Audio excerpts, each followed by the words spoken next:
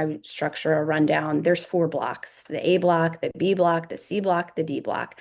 The A block, if we're thinking about it in terms of a webinar, the A block is where your most important stuff goes, right? That needs to be your hook. So at the top of your webinar, you need to make sure that like the most important information is starting to come across. It's also where you set the stage for the rest of the show. Here's what we're going to be talking about.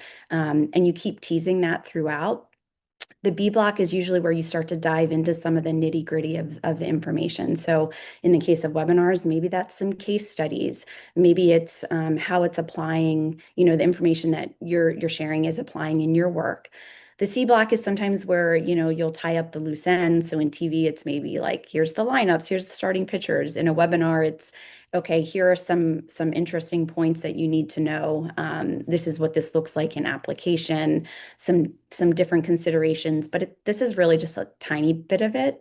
And then the D block is really my favorite because that's where you want to just save some of the best stuff for last, right? You entice it at the start of the show, and then that final space is the space where you're telling your audience you're sticking around because if you do, there's a payoff. So in a webinar, maybe it's a Q&A session, maybe it's, my top 5 tips for X, Y, or Z, maybe it's a big announcement.